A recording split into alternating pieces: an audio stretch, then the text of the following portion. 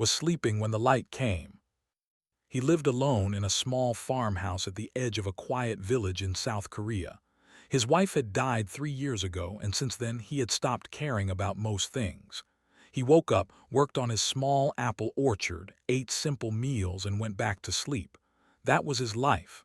Simple, empty, safe. But tonight was different. The light was so bright that it came through his closed eyes. Sat up in his bed, confused and scared. Through his window, he could see his entire yard glowing white, like the sun had fallen from the sky and landed on his property. He grabbed the only weapon he could find, an old farming shovel, and walked outside. The air was different. It felt heavy, like before a big storm. Held his shovel tight and walked toward the light. His heart was beating so fast he could hear it in his ears. Then the light began to fade. And saw them. 3 figures stood in the middle of his yard. The tallest one was a woman, but she was not human. She stood almost 2 meters tall, with skin that looked like pale blue silver. She had 2 eyes like a human, but they glowed soft purple. Her hair, if it could be called hair, flowed behind her like living water. She wore armor that looked like it was made from black glass, and she carried herself like a queen. Behind her, hiding in her shadow, were 2 smaller figures, children. They had the same blue-silver skin, but their features were softer. The older one had 4 eyes instead of 2. The younger one was crying silently. Dropped his shovel. The tall woman looked at him. Her purple eyes studied him like he was an interesting insect. Then she spoke. Her voice was deep and strange, but the words were Korean. Broken, difficult Korean, but Korean. "You are," she said. It was not a question. Could not speak, he just nodded. "I am Empress Vila of the Dominion. I rule 140 star systems. I have destroyed armies. I have built empires." She paused. "And tonight I come to you as a mother." Finally found his voice. "I do not understand." The Empress walked closer. Each step she took made the ground shake slightly. The 2 children behind her followed, staying close to her like scared animals. "My empire is at war," Vila said. "My enemies hunt my bloodline. My daughters are in danger. If they stay with me, they will die." She stopped in front of. Even though he was not a short man, she towered over him. "I have searched many worlds for a guardian, someone with what you humans call a pure soul. Your species has this quality in great amounts, and you," she looked into his eyes, "you have it more than most." Took a step back. "I am just a farmer. I grow apples. I cannot protect anyone." "You can," the Empress said. "You will." She turned and looked at her daughters. The older one stared at with hatred in all 4 of her eyes. The younger one was still crying, holding onto her sister's arm. "This is Lyra," the Empress said, pointing to the older one. "She is equivalent to 16 of your human years. She is proud and strong. She will challenge you." Then she pointed to the smaller one. "This is Nova. She is equivalent to 10 human years. She is gentle but fragile. She will need your patience." Shook his head. "No, no, I cannot do this. I live alone. I do not know anything about children, and they are not even human." The Empress did something that shocked more than anything else that night. She kneeled. This being, this Empress who ruled stars, got down on her knees in the dirt of his small farm. Her armor touched the ground. Her purple eyes looked up at him. "I have never kneeled to anyone," she said quietly. "Not to gods, not to enemies, not to allies, but I kneel to you because you hold the most precious things in my universe." She gestured to her daughters. "Take them, raise them, teach them what it means to live, not just to survive. Give them what I cannot give them." "And what is that?" asked his voice shaking. "Love," the Empress said. "Unconditional love. The kind humans are famous for across the galaxy." Before could argue more, the Empress stood up. She walked to her daughters and kneeled before them too. She spoke to them in a language could not understand. The older one, Lyra, shouted something angry. The The younger one, Nova, grabbed her mother's arm and would not let go. But the Empress gently removed Nova's hands. She kissed both daughters on their foreheads. Then she stood up and walked back toward the light, which had started to glow again. Wait, shouted, how long must I keep them? The Empress turned back.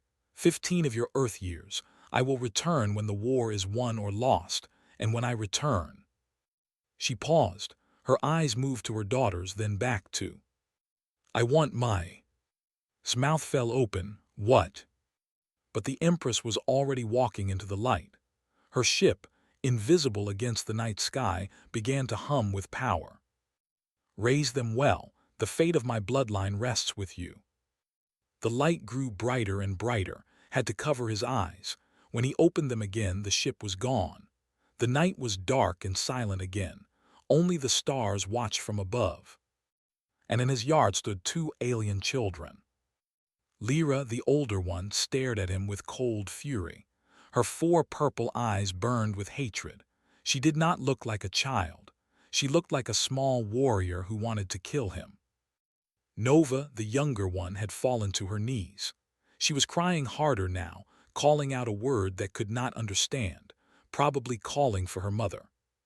Stood there holding his useless shovel, feeling more lost than he had ever felt in his life. He had just buried his wife 3 years ago. He had just learned to live alone. And now the universe had given him 2 alien princesses to raise. He took a deep breath. Okay, he said to himself, okay. He put down his shovel and walked toward the children slowly, like approaching scared animals. I am, he said gently, I will take care of you. Lyra looked at him. She opened her mouth and spoke her first word in Korean. Her mother must have taught it to her. Servant, she said. Sighed, this was going to be very difficult. But as he looked at Nova crying on the ground, something in his heart moved.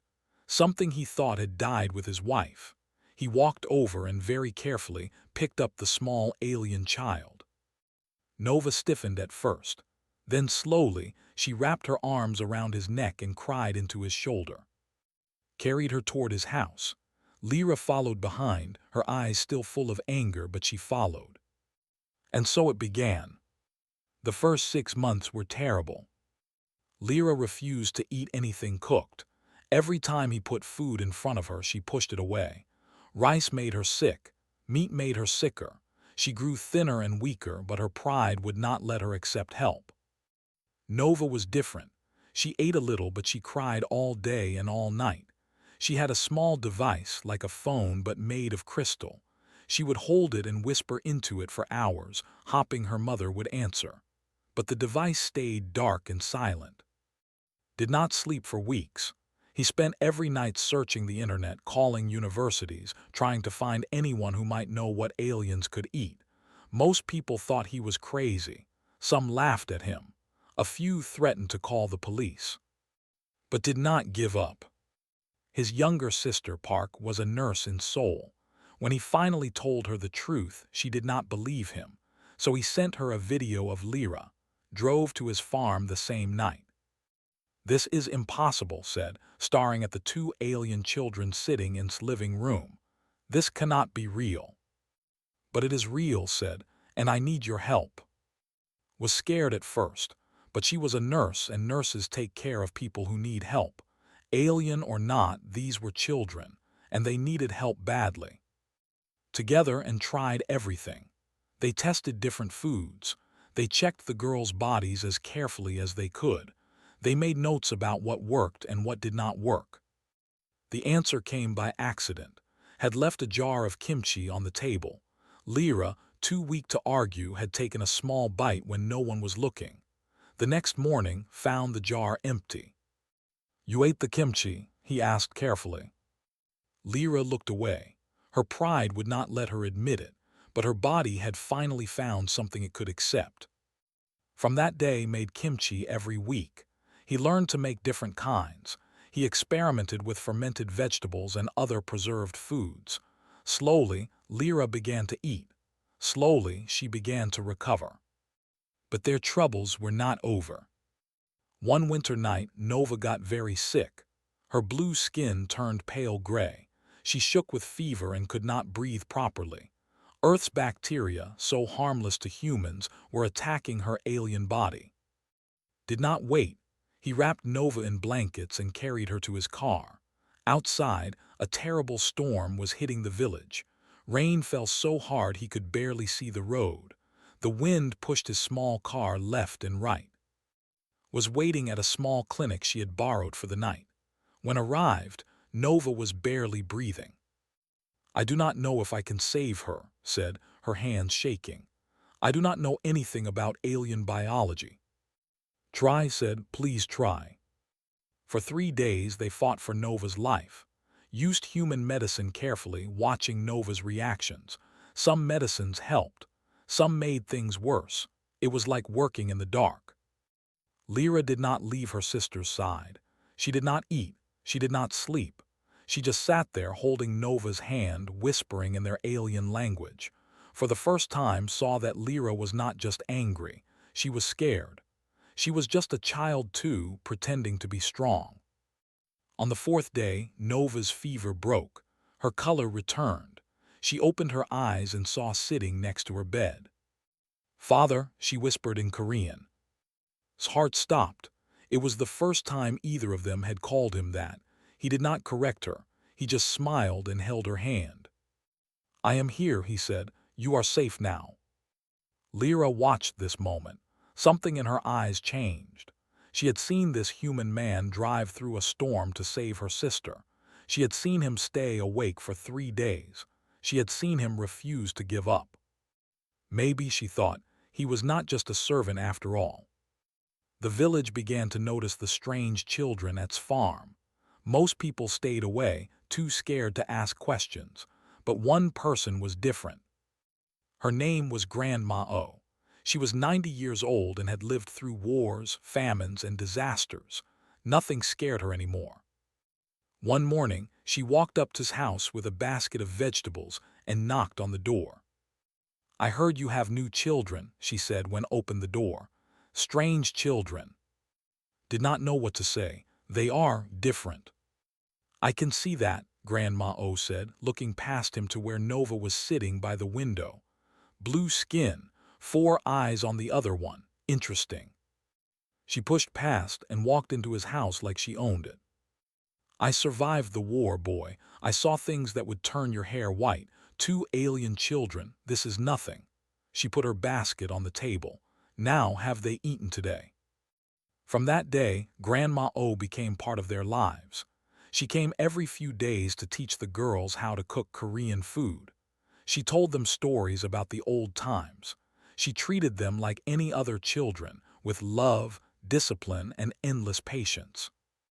Nova loved her immediately. She followed Grandma O around the kitchen, learning to make rice cakes and soup. For the first time since arriving on Earth, Nova laughed. Lyra was harder to reach, but even she could not resist Grandma O's sharp tongue and warm heart. "You sit there looking angry all day," Grandma O told Lyra once. "What good does that do? Anger is a fire. It keeps you warm, but if you are not careful, it burns your own house down." Lyra did not answer, but she listened. Meanwhile, the government had noticed the alien ship's arrival. Satellite images had caught the bright light over his farm. An agent named was sent to investigate. Was a careful man. His orders were simple: watch, but do not interfere. So he rented a small house in the next village and began watching. He saw carry Nova through the storm.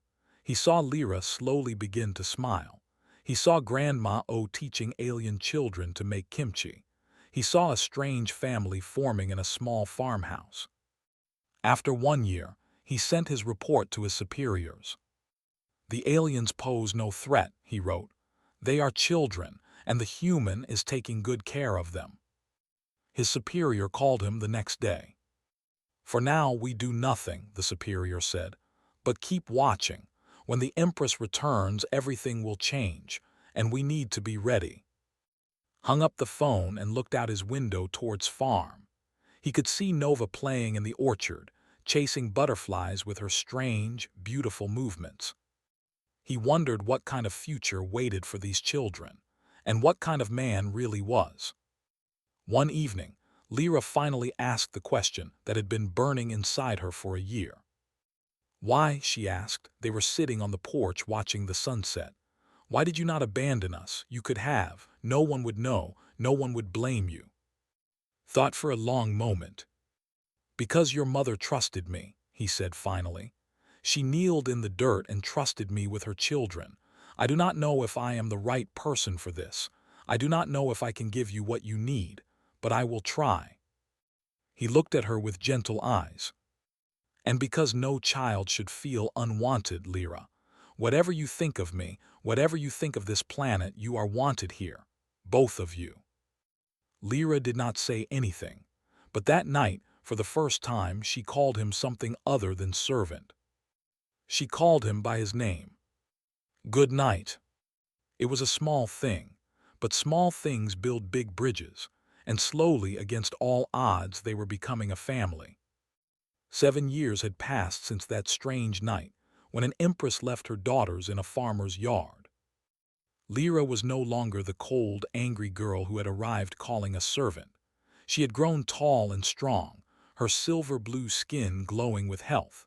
She spoke perfect Korean now, with a slight village accent that made smile every time he heard it. She had read every book in his house, and then every book in the small village library.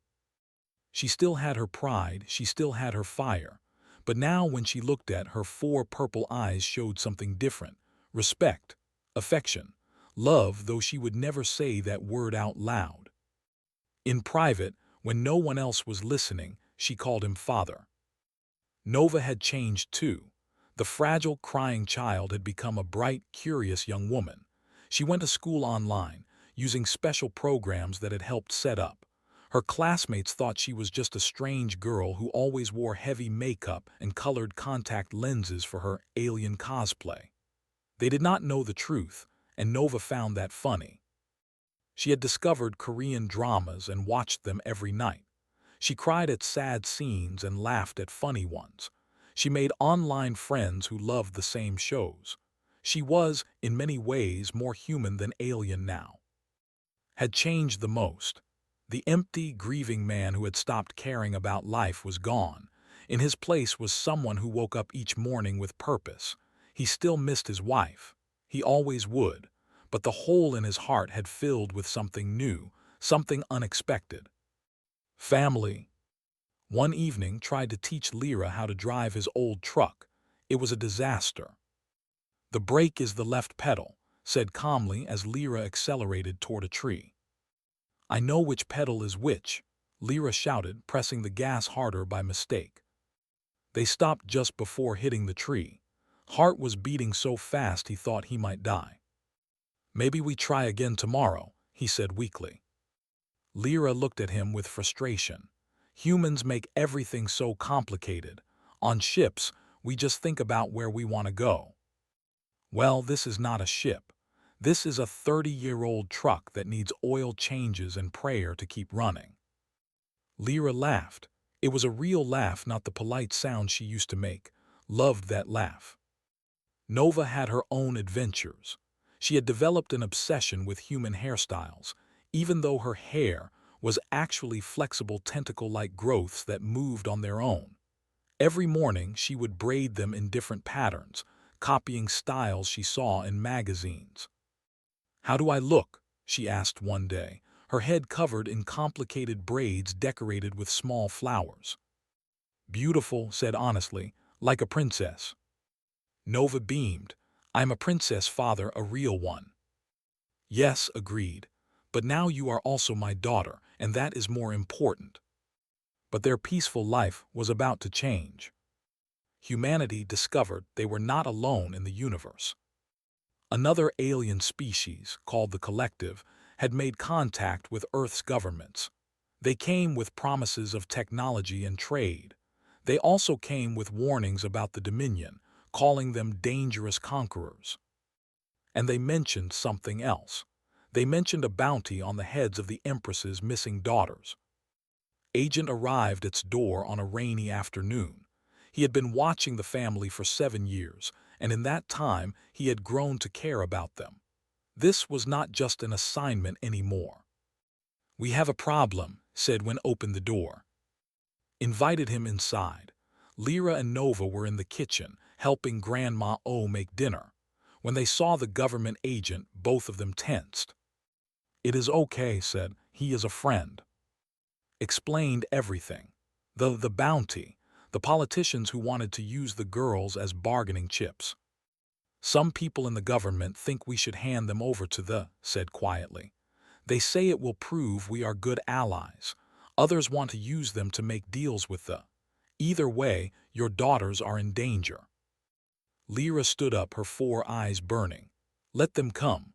I am a princess of the Dominion. I have trained in combat since I could walk."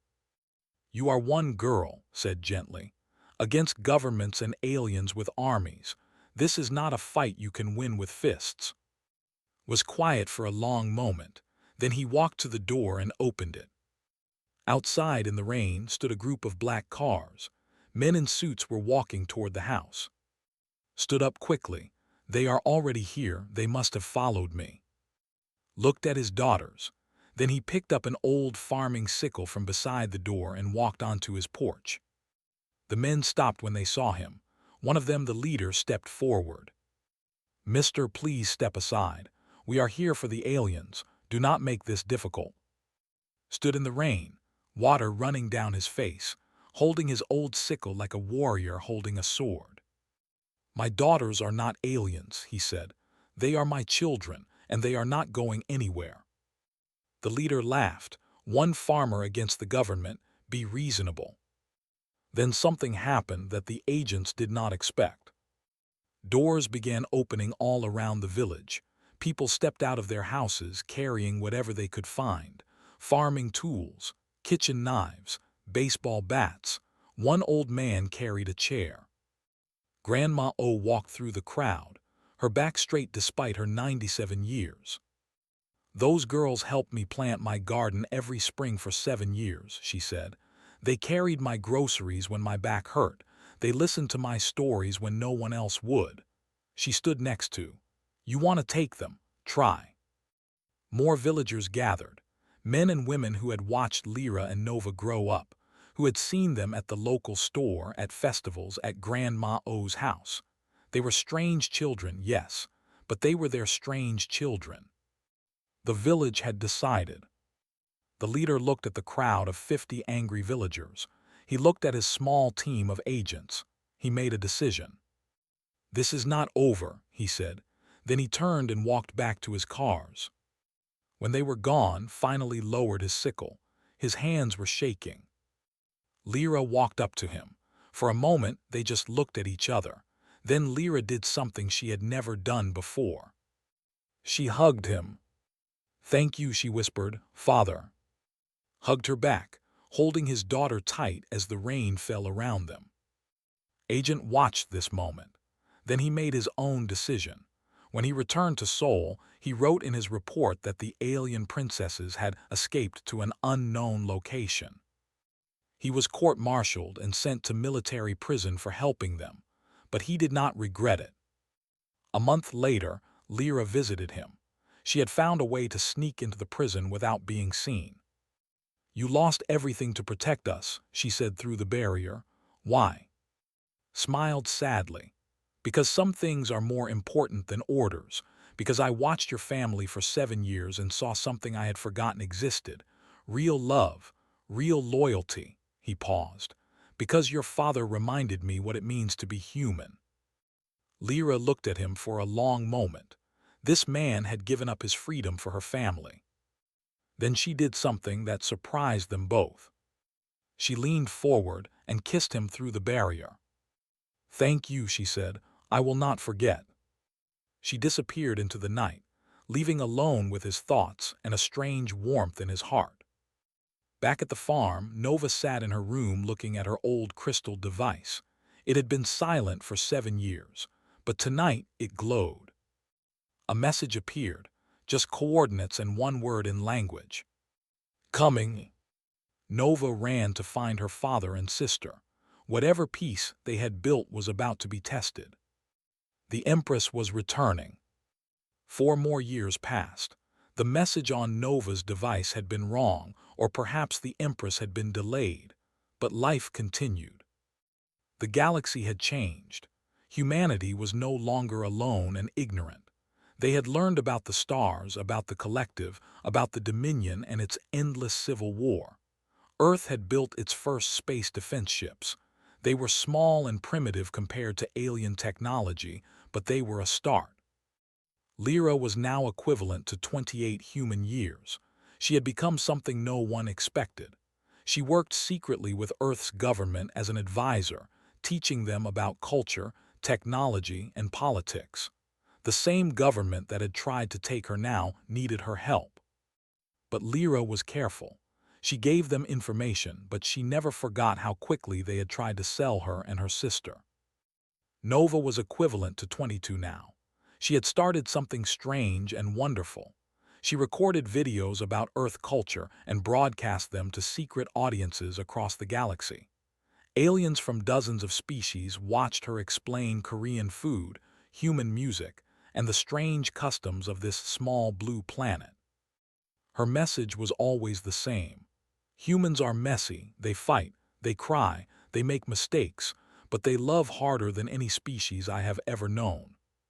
She had become famous in corners of the galaxy that humans did not even know existed. Was 50 years old now. His hair had turned gray.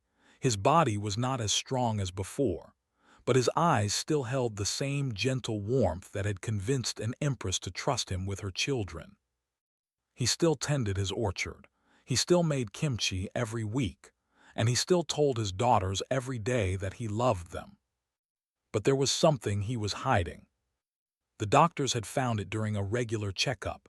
Cancer, slow-growing but incurable. They gave him 5 years, maybe less. Did not tell his daughters. He did not want their remaining time together to be filled with sadness. He wanted them to remember laughter, not tears. Captain arrived at the farm on a spring morning. He was a young officer in Korea's new Space Force, assigned to protect the household after the incident with the government agents. He expected the assignment to be boring. He was wrong. Had never met anyone like Lyra. She was fierce and brilliant, with a tongue as sharp as any sword. She challenged everything he said. She made fun of his military training. She told him that human weapons were like toys compared to technology. But she also stayed up late talking with him about the stars. She asked him questions about human history, human wars, human hopes. She watched him with her 4 purple eyes like she was trying to solve a puzzle. Found himself looking forward to their arguments. He found himself thinking about her smile, rare but beautiful. He found himself falling in love. The collective made their move on a cold winter night. Their ambassador appeared on every screen on Earth, delivering an ultimatum. Hand over the princesses within 30 days or face the consequences. Earth must choose its allies wisely. The world exploded into debate. Politicians argued. Protesters filled the streets, some demanding the girls be protected, others demanding they be surrendered. News channels broadcast pictures of Lyra and Nova, calling them everything from alien threats to innocent refugees. Through it all, little farmhouse became a fortress. Soldiers surrounded the property. Reporters camped at the edges of the village. The quiet life they had built was shattered. But the village stood firm. The same people who had faced down government agents now faced down the entire world. Grandma O gave an interview that went viral. She was 100 years old now, tiny and fragile, but her voice was strong. "Those girls are my granddaughters," she said to the camera. "I do not care if they came from another planet or another dimension or another universe. They are family, and Koreans do not abandon family." Messages of support poured in from around the world. Not everyone agreed, but enough people did. Humanity, it seemed, was not ready to give up 2 children who had become symbols of something greater. Still, the government made plans, secret plans just in case. They ordered Captain to secure the princesses, to take them into protective custody before they could become a political problem. Received the order on his phone. He read it 3 times, then he drove to the farm. Was waiting on the porch as if he knew. "You are here to take them," said. It was not a question. Was quiet for a long moment. Behind, he could see Lyra and Nova standing in the doorway. Lyra's eyes burned with betrayal. Nova looked like she was about to cry. And behind them, slowly gathering, came the villagers. Grandma O in her wheelchair, the shop owner and his wife, the school teacher, the old fisherman from the next village. Dozens of ordinary people carrying ordinary things, ready to fight for their alien neighbors. Looked at them all. He looked at Lyra, the woman who had somehow stolen his heart. He looked at the farmer who had shown him what true courage looked like. Then he put away his phone. "I did not find anyone here," he said loudly. "The princesses must have escaped." Lyra's eyes widened. "What are you doing? Your career is not as important as doing what is right," smiled sadly. "Besides, I never liked the uniform anyway." He was arrested 2 days later, court-martialed for disobedience, sentenced to military prison. Lyra visited him again, just as she had visited years before. "You are an idiot," she said through the barrier. "Probably," agreed. "You threw away everything for us." "For you," corrected. "I threw away everything for you." Lyra stared at him, this human man who had given up his future for her, this stubborn, brave, beautiful fool. She placed her hand against the barrier, placed his hand on the other side, matching hers. "When you get out," Lyra said quietly, "I am going to marry you." Laughed. "Is that a proposal?" "It is a statement of fact," Lyra said. "You do not get a choice."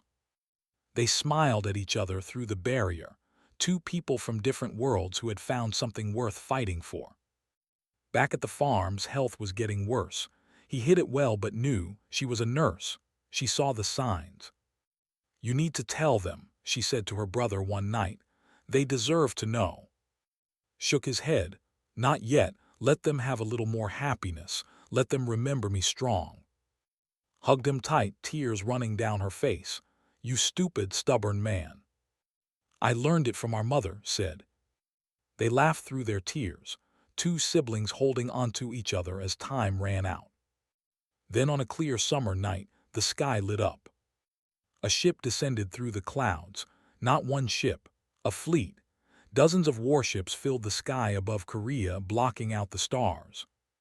Nova ran to find, her crystal device glowing brighter than ever. "She is here," Nova said, her voice shaking. "Mother is here." Looked up at the ships. After 12 years of waiting, the Empress had returned. 3 years early. And she had brought an army. The entire world held its breath. Warships hung in the sky like dark mountains. Every television showed the same images. Every person on Earth looked up and wondered if this was the end. But only one ship descended. It landed in the same field where Empress Vila had left her daughters 12 years ago. The same spot where a simple farmer had accepted an impossible responsibility. Stood on his porch watching. His daughters stood behind him. The village gathered at the edges of the farm, silent and scared. When the light faded, a single figure walked forward. Empress Vila had changed. The confident, powerful queen who had knelt in yard was gone.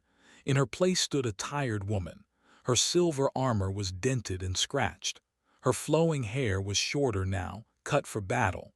Her purple eyes were heavy with 12 years of war. She had aged. Aliens lived longer than humans, but war took its price on everyone. Vila stopped 20 meters from the house. She looked at the farmhouse, at the orchard, at the village behind her. Then she looked at her daughters. Lyra stepped forward first. She was not the scared, angry teenager who had been abandoned here.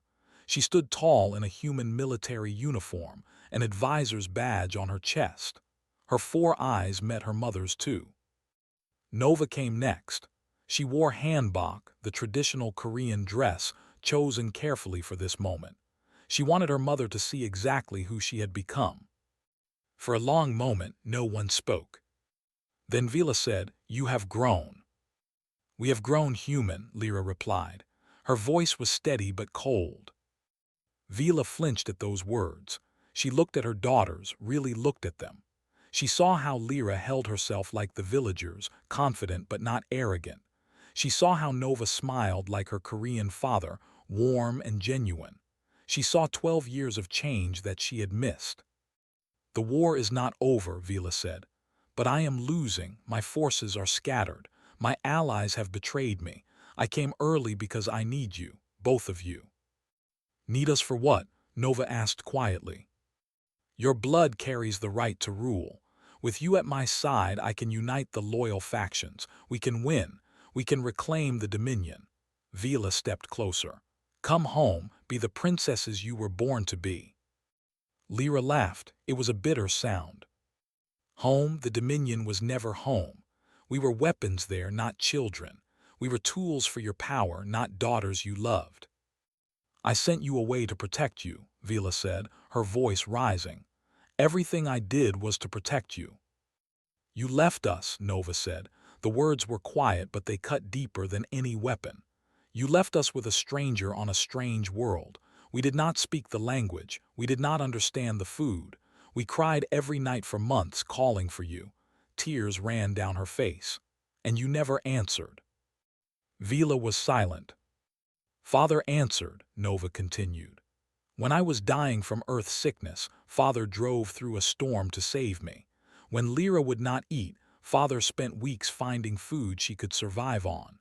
When the government tried to take us away, Father stood against them with a farming tool." She pointed at who stood quietly on the porch. "That man gave us everything you did not. Love, safety, a home, a reason to live." Vila looked at. She saw a gray-haired human, weak and sick, standing against an empress who commanded fleets. She saw him holding his position, not with weapons or power, but with simple, stubborn dignity. "You did this," she said to him. Her voice was strange, angry perhaps, or something else. "You turned my warriors into humans." Finally spoke.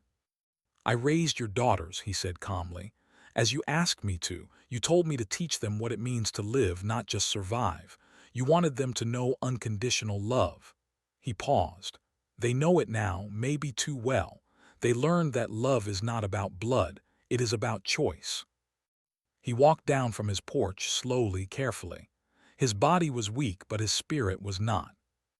"You want, someday they will have them when they choose, with whoever they choose." He stopped in front of the Empress, looking up at her towering form without fear. "But you do not get to demand them. You lost that right when you walked away." Vila stared down at this human, this tiny, fragile, dying creature who spoke to her like an equal. "I could destroy this entire planet," she said quietly. "I could take my daughters by force." "You could," agreed, "but you will not." "How do you know?" "Because you kneeled in my yard 12 years ago. Because you trusted me with your most precious treasures. Because somewhere inside you, under all that armor and power, you are still a mother who loves her children." Vila's face did not change, but something in her eyes shifted. At that moment, a commotion came from the village. Someone was running toward them. A man in rumpled clothes, breathing hard. Captain had helped him escape from prison. They had traveled through the night to reach the farm before anything happened. Ran past Vila without even looking at her, and went straight to Lyra. "I came as fast as I could," he said, panting. "Are you okay?" Lyra stared at him. Then she grabbed his face and kissed him in front of everyone, her mother, her sister, the entire village. When she pulled back, she said, "I told you I was going to marry you." Grinned, "I remember." Vila watched this scene with wide eyes. Her proud warrior daughter, kissing a human like he was her whole world. "Who is this?" she demanded. "This is," Lyra said, holding his hand tight. He is going to be your son-in-law. He went to prison for me. He gave up everything for our family. She looked at her mother directly. He loves me, and I love him. For the first time, Vila seemed truly lost. The universe she understood was simple: power, war, blood, command, but this was something else entirely. She looked at Lyra, holding her human's hand.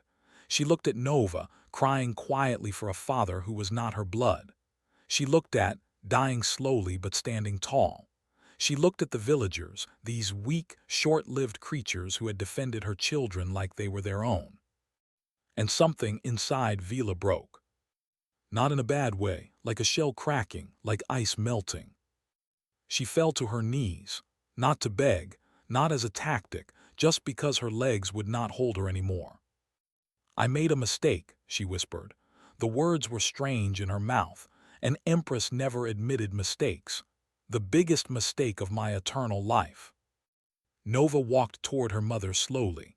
She knelt down in front of her, looking into those tired purple eyes.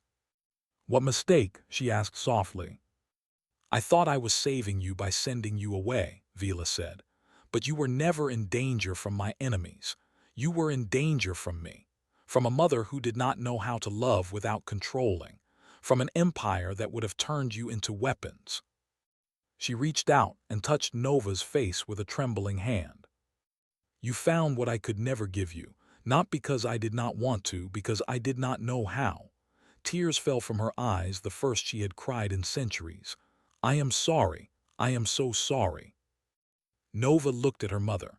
She saw the proud empress. She saw the tired warrior. And underneath it all, she saw a mother who had been broken by her own power. She hugged her. Lyra watched. Then slowly she walked forward too. She did not hug her mother, not yet, but she placed her hand on Vila's shoulder. "We are not going back to the Dominion," Lyra said firmly. "I know," Vila whispered. "We are staying here, on Earth, with Father, with our family." "I know." Lyra paused, "But you could stay too." Vila looked up at her oldest daughter with shock. "You would accept me, after everything?" "Father taught us that family is a choice," Lyra said. "We choose this planet, we choose these humans." She paused, her voice softening.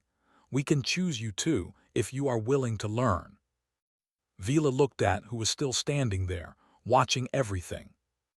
"Would you permit this?" she asked him. "An empress in your home?" Shrugged. "I have 2 alien princesses already. What is one more?" For the first time in 12 years, Empress Vila smiled. It was small and unsure, like a child learning something new, but it was real. And in that moment, surrounded by humans and aliens and village people with farming tools, a new family began.